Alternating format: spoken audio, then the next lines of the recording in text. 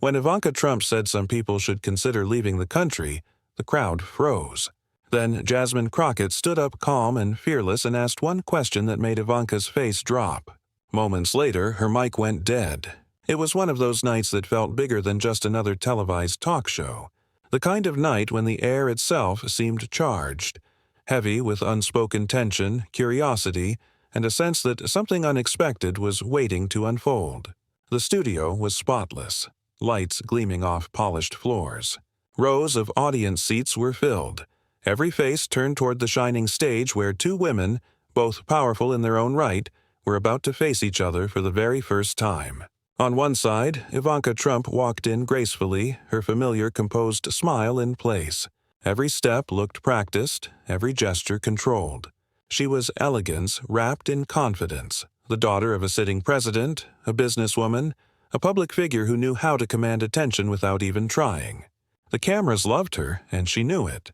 Across the stage, Congresswoman Jasmine Crockett entered with quiet strength. No designer gown, no sparkling jewelry, just a deep sense of purpose reflected in her eyes. Her presence wasn't about glamour. It was about conviction. People who knew her work knew she was unafraid to say what others hesitated to even think. The audience clapped politely as both women took their seats. The host, cheerful and calm, greeted everyone and set the tone for the night. The topic sounded simple enough: the challenges facing everyday Americans. But nothing about that night would stay simple. The host began with an overview: rising prices, the relentless weight of inflation, people losing their homes, jobs feeling less secure than ever. Every word painted a picture of a nation struggling to find its balance. Then the host turned to Jasmine. Her name echoed through the speakers, and all eyes shifted toward her. She smiled politely, but there was a gravity in her face, the kind that comes from carrying the stories of others. She leaned slightly toward the microphone and began speaking softly, her tone steady but layered with emotion. "Right now," she said, "families across this country are facing the hardest times they've seen in decades. Grocery prices have gone up, rent has doubled in some cities, and wages haven't kept up. I've met parents who skip meals so their children can eat. People are working 2 or 3 jobs and still can't make ends meet." Her voice carried a kind of quiet honesty that reached everyone in the room. She wasn't performing. She was describing real life. She spoke of veterans struggling to afford medicine, young graduates crushed by student debt, and families who had done everything right but still couldn't afford a place to call home. Her words weren't dramatic. They were real, almost too real. And as she continued, the audience began to shift from polite interest to deep focus. There were nods, murmurs of agreement, and even a few misty eyes among the crowd. For a moment, it didn't feel like a political discussion. It felt like a shared confession, a recognition that beneath all the headlines and slogans, ordinary Americans were exhausted, worried, and unsure of what the future held. Jasmine paused for a breath and added, "The problem isn't just numbers and policies. It's that too many people at the top have forgotten what it feels like to struggle. They talk about the economy in boardrooms while people are fighting to keep the lights on. That's the gap we need to close." The host nodded, clearly moved, and thanked her for her answer. But before he could turn to the next question, Ivanka shifted slightly in her chair. She had been listening with that polished half-smile that revealed nothing, but her eyes told another story, a flicker of impatience. She leaned toward her mic and spoke, cutting through the quiet atmosphere like the edge of glass. "Well, Jasmine," she began, her tone smooth but cold, "let's be honest, these challenges didn't just appear out of nowhere. They started long before this administration took charge. We're working tirelessly to fix the mess left behind." A few heads turned. The room, once soft with empathy, suddenly felt sharper. The audience exchanged glances. The tension shifted from emotional to electric. Ivanka continued, still calm, still smiling.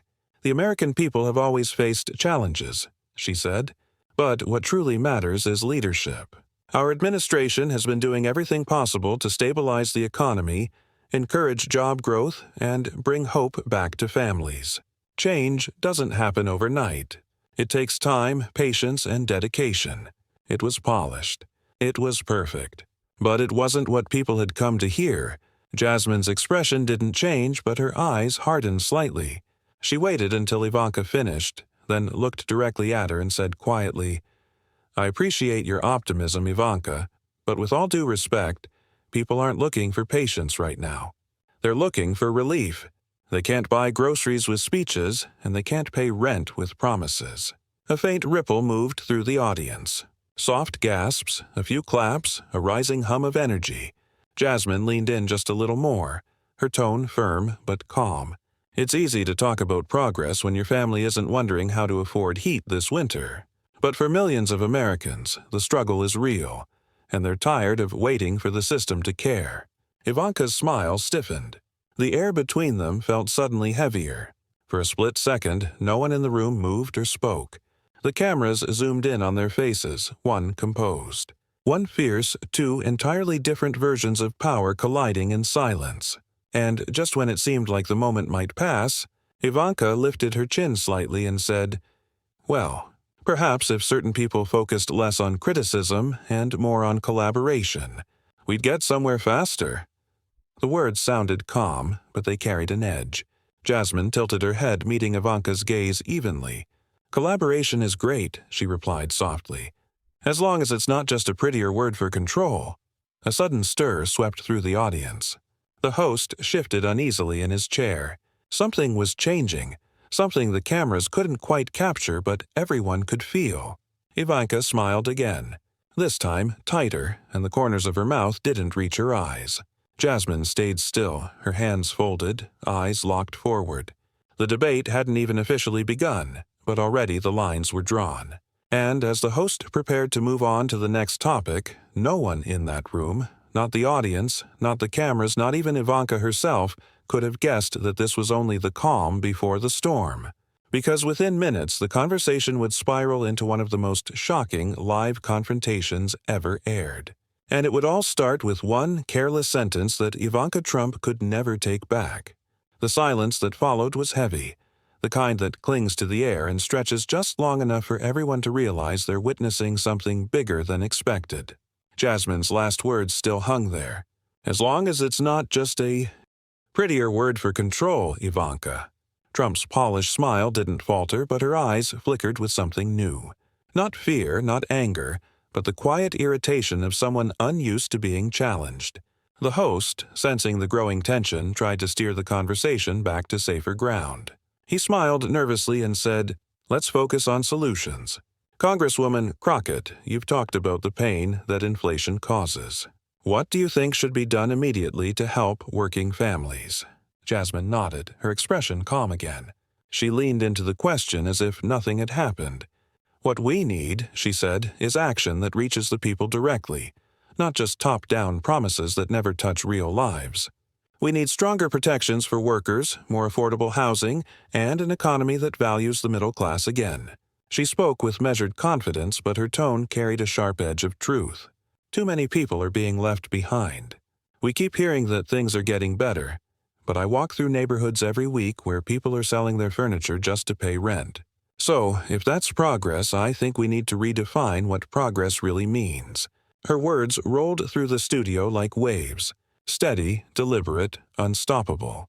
Ivanka shifted slightly, crossing her legs with a delicate grace that didn't match the tension rising behind her polite smile. She waited just long enough for the applause to die down before cutting in. "Well," she began smoothly, "I think we can all agree that the economy has its challenges, but the idea that nothing's being done, that's just not true. Our administration has been working tirelessly to bring stability back. You can't expect to rebuild a broken system overnight. It takes vision, dedication, and unity." She emphasized the word unity as if it were a personal brand. Her tone was polished, almost rehearsed, the kind of answer that sounds perfect on paper, but never quite reaches the heart. Jasmine listened quietly, her expression giving nothing away. Ivanka continued, her confidence growing as she spoke. "The problem," she said, "is that too many politicians spend their time blaming others instead of working together. Leadership isn't about pointing fingers. It's about staying calm, composed, and doing what's right for the people." There it was, the subtle sting of condescension hidden behind a smile. The crowd could feel it. So could Jasmine. She looked at Ivanka for a moment, then leaned slightly closer to the microphone.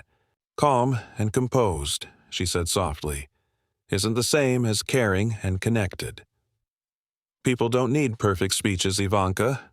They need real empathy. They need leaders who understand their pain because they've felt it too." Her tone was gentle but piercing. "Sometimes," Jasmine added, "the reason people are angry isn't because they want to fight. It's because they've been ignored for too long." That landed hard. The audience broke into applause again, longer this time. Ivanka's face stiffened. The tension behind her calm expression was almost visible. She smiled, but it was thin, a polite mask that couldn't quite hide the growing frustration underneath. She spoke again, her tone still sweet but edged with impatience. "Jasmine, you speak very passionately, and I respect that. But passion doesn't pay the bills. Hard work does. Discipline does. We can't fix everything through emotion," a few audience members murmured. Some nodded, others frowned. The air felt tight again, divided. Jasmine tilted her head slightly. "You're right," she said. "Discipline matters, but so does compassion, and I don't think those two things have to cancel each other out. People are disciplined every day, working double shifts, taking care of families, doing everything they can to survive. The question is, are we as leaders disciplined enough to actually listen to them?" The applause came fast this time. It wasn't polite. It was emotional. Ivanka blinked and pressed her lips together. The rhythm of the discussion was slipping away from her. For the first time that night, the poise she was known for started to feel like armor that didn't quite fit. She tried to pivot. "Well," she said quickly, "what we don't need is negativity. America is strong. Our leadership is strong. And we're getting results slowly but surely. What matters is faith in the process." Jasmine smiled faintly. "Faith is a beautiful thing," she replied, "but faith without truth becomes denial. And denial doesn't solve hunger or homelessness." Her words hung in the air like smoke. The host looked between them, unsure whether to intervene or let the fire burn. The audience leaned forward in their seats, their attention locked on every word. Ivanka exhaled slowly and leaned back in her chair. She laughed lightly as if trying to shake off the tension. "You seem to enjoy challenging me, Congresswoman," she said with a hint of sarcasm. Jasmine smiled. "I don't enjoy it, Ivanka. I just think you're used to being agreed with." The reaction was instant. The audience gasped and then erupted into cheers. A few people even stood up clapping. Ivanka's composure faltered. She forced another smile, but this time her eyes didn't follow. For a moment she looked away from Jasmine, not out of grace, but to collect herself. It was clear to everyone watching that this wasn't going to be the safe, predictable conversation the network had planned. This was personal now, a collision between two women who saw leadership in completely different ways. Jasmine leaned back in her seat, not triumphant, but centered. Ivanka straightened her papers, pretending to stay focused. The host tried again to restore balance, but it was too late. The spark had caught. The fire was spreading. And though no one could see it yet, that quiet, burning tension between them was about to ignite into something far more explosive, something that would leave the entire nation talking.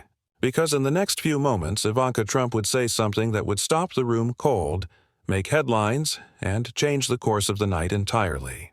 And when she did, there would be no turning back.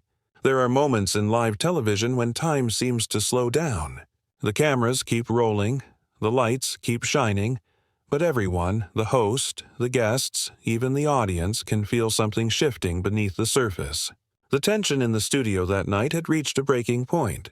Ivanka's smile was still there, frozen in place, but it no longer looked effortless. It looked like glass, polished on the outside, fragile underneath.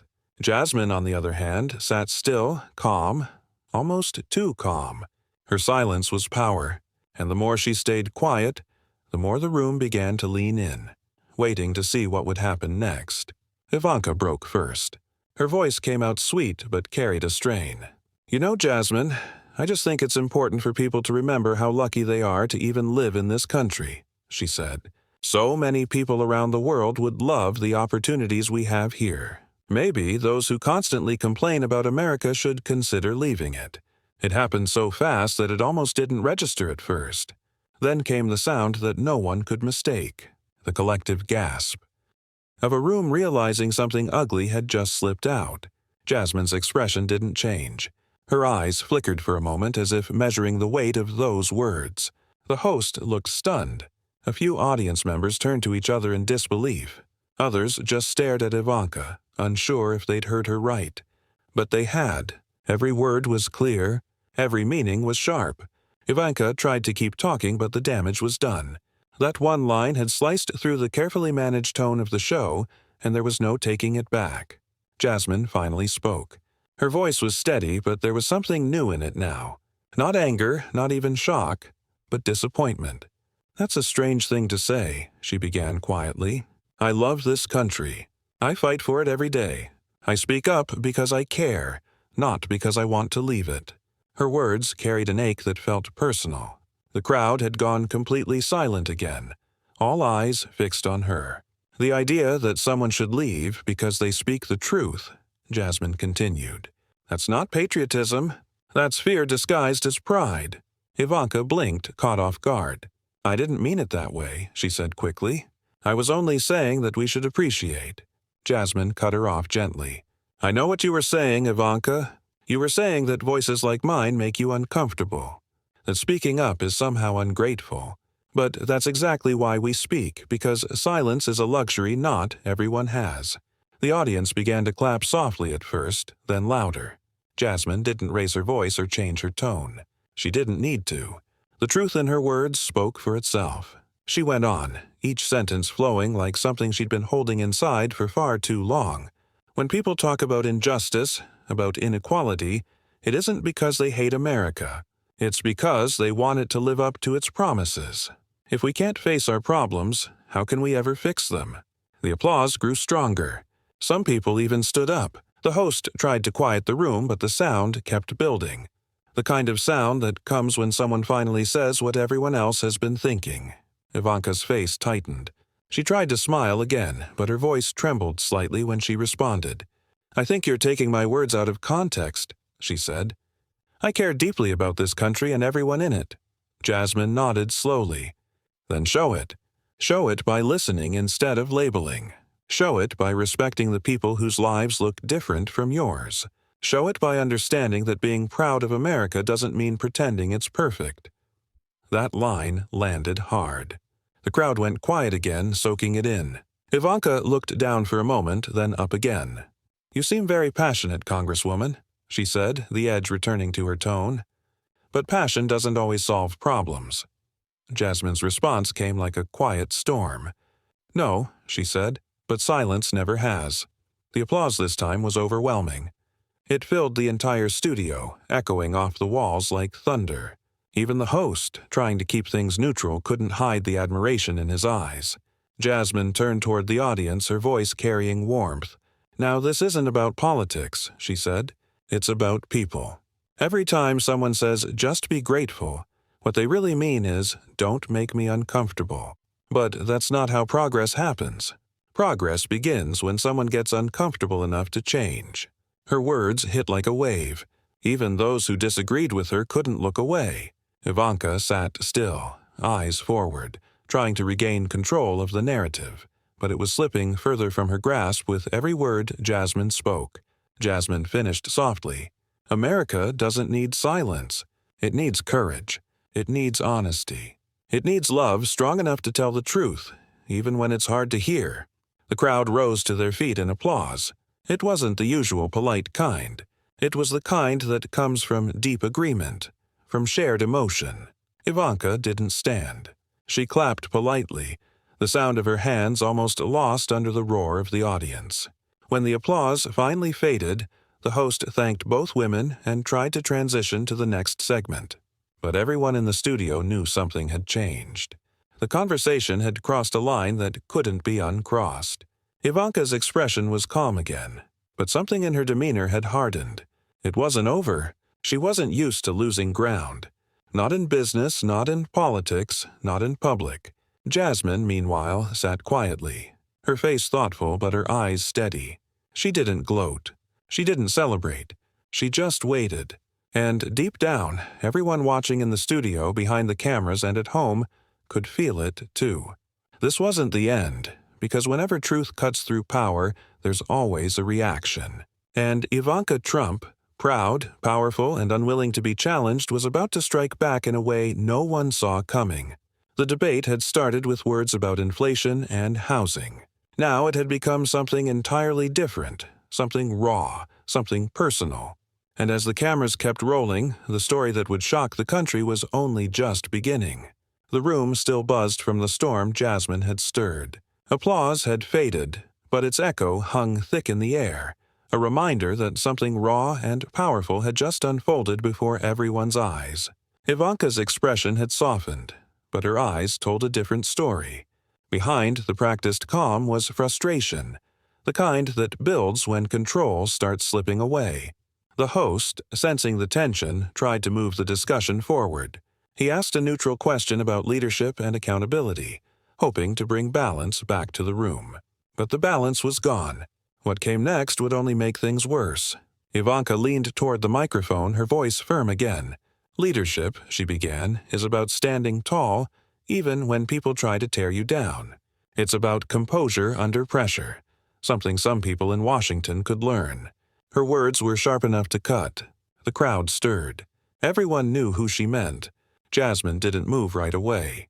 She let the jab hang there, suspended like a thread of electricity. When she finally spoke, her voice was cool and measured. "Composure is easy when you're surrounded by comfort," she said. "But leadership isn't about staying calm while people suffer. It's about doing something to help them." Ivanka's smile tightened. "I do plenty to help," she said quickly. "Our administration has worked hard to create jobs, support families, and keep America strong." Jasmine tilted her head slightly. "Has it really? Or has it worked hard to keep certain people comfortable while the rest keep struggling?" That question hit like a punch. The air shifted again, tension rising, everyone waiting for Ivanka's comeback. She gave a little laugh that sounded more nervous than amused. "I think we both know the current situation didn't start with us," Ivanka said, sliding back into her rehearsed calm. "The problems we're facing, inflation, cost of living, those were inherited. Some people made a mess, and we're the ones cleaning." "It up," the audience murmured. "It was a clever move. Blame the past, not the present." But Jasmine wasn't letting her off that easily. "Blame is easy," she said softly. "It's what politicians do when they don't have answers." Ivanka's face hardened. "You're calling me a politician." "I'm calling you someone who knows how to talk around a problem," Jasmine replied. "You talk about inheritance, but what about responsibility? You can't lead if all you do is point fingers."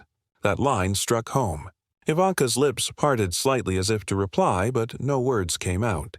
Then something shifted in her tone, a hint of irritation that slipped through her polished exterior. "I think it's a bit hypocritical," Ivanka said, "for someone who constantly criticizes the system to enjoy everything that system provides. Maybe some people should stop complaining and start contributing." It was the second time that night she had used the word complaining, and the way she said it made the audience stiffen again. Jasmine's eyes sharpened. "You mean people like me?" she asked quietly. "People who weren't born into power, who didn't have a head start." Ivanka didn't answer right away, but her silence said enough. Jasmine leaned forward slightly, her voice calm but heavy with purpose. "You talk about contribution, Ivanka, but tell me, what does contribution look like to you? Because from where I stand, it looks like working 2 jobs and still struggling to pay rent. It looks like parents skipping meals so their kids can eat. It looks like people doing everything right and still falling behind. That's contribution." Her words carried weight, pulling the room into her rhythm. "People aren't asking for charity," she continued. "They're asking for fairness. But it's easy to misunderstand that when you've never had to choose between keeping the lights on and buying groceries." A hush fell again. Ivanka opened her mouth as if to reply, but Jasmine wasn't finished. "And if we're talking about contribution," Jasmine added, her tone turning sharper now, "then maybe we should talk about connections. The kind of connections that open doors others aren't even allowed to knock on." Ivanka's eyes narrowed. "Are you suggesting I haven't earned my place?" "I'm suggesting," Jasmine said carefully, "that your path was paved long before you took your first step. You can't preach about hard work when you've never had to worry about whether your paycheck would cover your rent. The crowd reacted. Murmurs, small gasps, scattered applause. Ivanka tried to recover, but something in her expression cracked. "That's unfair," she said tightly. "You don't know what I've faced, what my family's endured in public life." Jasmine nodded slowly. "You're right. I don't know what it's like to be criticized for having too much, but I do know what it's like to be overlooked for having too little." The tension was palpable. Even the host looked unsure whether to interrupt or let it unfold.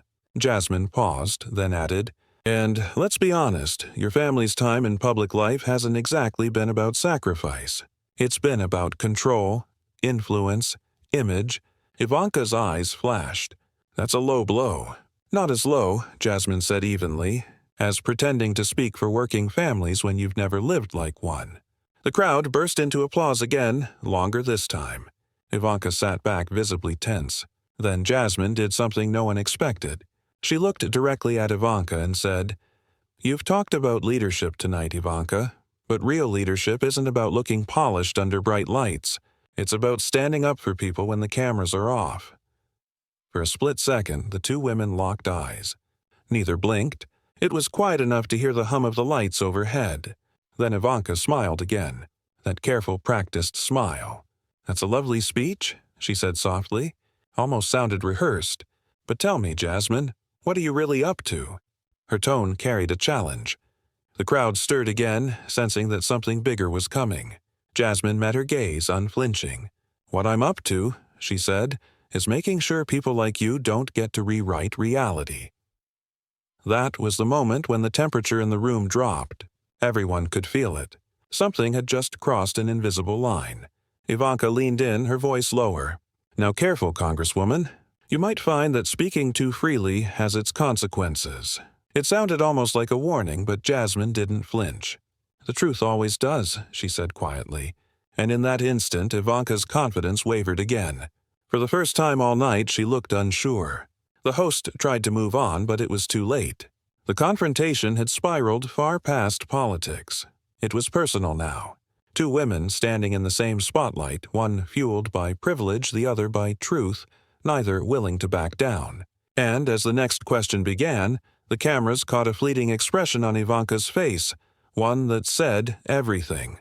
She hadn't expected Jasmine Crockett to be this strong. She certainly hadn't expected her to fight back this hard. But the night was far from over because Jasmine was about to ask one question that would shake the stage and leave Ivanka Trump speechless. The tension had reached its highest point. The air felt charged, heavy with something that couldn't quite be named. Ivanka Trump sat poised, her chin lifted, her expression a careful mask. Jasmine Crockett, though composed, radiated a quiet strength that filled the space. What had begun as a civil debate was now a battle of truth and power, and everyone watching could sense that one more word could set off an explosion. Ivanka was the first to strike.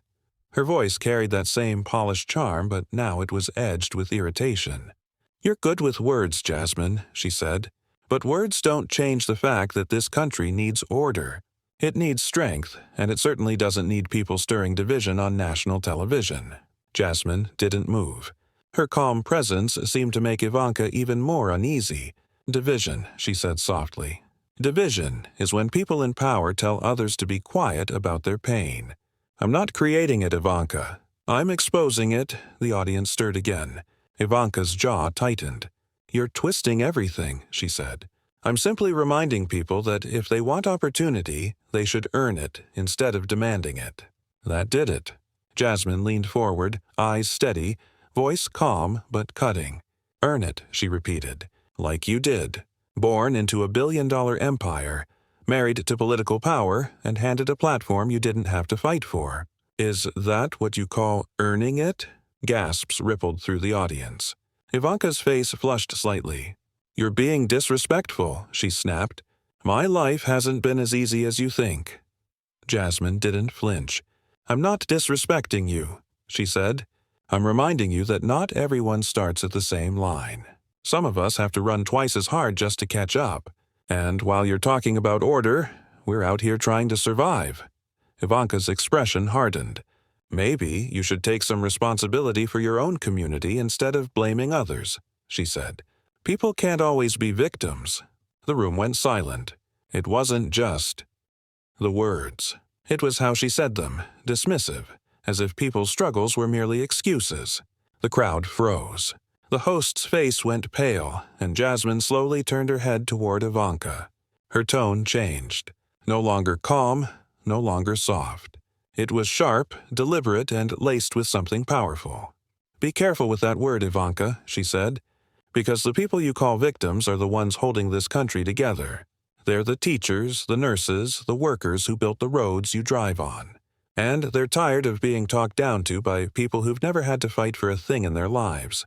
The audience broke into applause again, but it was different now. Heavier, almost angry, the kind that rises when someone finally says what's been building in everyone's chest. Ivanka didn't clap. She looked at Jasmine, her lips trembling slightly. You talk about respect, she said. But I've never seen someone so eager to tear another woman down. Jasmine's reply came instantly. Respect isn't silence. Respect is truth. And if truth tears down lies, then maybe they needed to fall. For a moment it seemed Ivanka might respond, but something in Jasmine's steady gaze stopped her. The two women stared at each other and the whole studio seemed to hold its breath. Then Jasmine did something unexpected. Her voice softened. You know, Ivanka, she said, people often wonder who really has power in this country. The ones who speak up or the ones who can silence others. I think tonight we're finding out. Ivanka blinked, confusion flickering across her face. What's that supposed to mean? She asked. Jasmine smiled faintly. It means some people use their connections to shut down the truth. But truth has a way of finding a microphone even when someone tries to switch it off. Ivanka's brows furrowed, but before she could answer, Jasmine spoke again more directly. Now, since you've mentioned family, let's talk about that. You've built your image on legacy and loyalty. But sometimes loyalty blinds people to the harm right next to them. Ivanka's expression tightened instantly, her composure cracking for the first time. Don't go there, she said sharply. You have no idea what you're implying. Jasmine didn't back down. Oh, I think the country knows. We've all heard the comments, the ones that should never have been said. You know, the ones from the president about his own daughter. The audience gasped. Even the host froze mid-motion. Ivanka's face turned pale. You should be ashamed to bring that up, Ivanka said through gritted teeth. You're crossing a line. Jasmine's voice stayed calm. The line was crossed when those words were said. I'm just reminding you that power doesn't erase accountability. Ivanka's breathing quickened. What are you really after? She asked. Publicity, fame, a headline? Jasmine looked at her steadily. No, just honesty. Then she tilted her head slightly and said the line that would echo through every conversation that followed. Tell me, Ivanka, who's your husband? Jared Kushner or Trump? For a split second, everything stopped. The audience gasped again, louder this time. Ivanka froze, her mouth open, her face caught between disbelief and rage. The host's eyes widened in shock. And then, suddenly, Jasmine's microphone went dead. Her lips were still moving, but no sound came out. The lights flickered once. Someone off stage was clearly pulling the strings. Ivanka turned slightly as if expecting it, almost as if she knew it would happen. She leaned closer to Jasmine, her voice low but caught by the nearest camera mic. Careful, she said. You're playing a dangerous game. Jasmine met her eyes calm and unbothered, even in silence. Her expression said everything. You just proved my point. Ivanka pulled back, the mask slipping entirely now. She muttered something under her breath and stood up abruptly, signaling to the host that she was done. Without another word, she walked off the stage, her heels clicking sharply against the floor. The host tried to cover the chaos, thanking everyone for their lively discussion, but the audience wasn't listening. They were watching Jasmine, who sat there, mic dead, still dignified, still composed, still refusing to look defeated. When the credits rolled and the cameras faded, the story had already written itself. The woman with all the power had stormed away, while the one with no voice had said everything that needed to be said without uttering another word. Later, when people replayed that moment, they didn't talk about the argument or the insults. They talked about the silence that spoke louder than any microphone ever could. And somewhere deep down, even Ivanka must have known in trying to silence Jasmine Crockett, she had done the opposite. She had amplified her message to the entire nation. The next day, people wouldn't remember the exact numbers about inflation or housing. They would remember one thing: a woman standing firm, stripped of sound but not of strength, staring down power and refusing to look away because sometimes the loudest truth isn't shouted. It's the one that survives after the noise dies down. And that night, Jasmine Crockett didn't just win a debate. She showed what it really means to have a voice that can't be muted.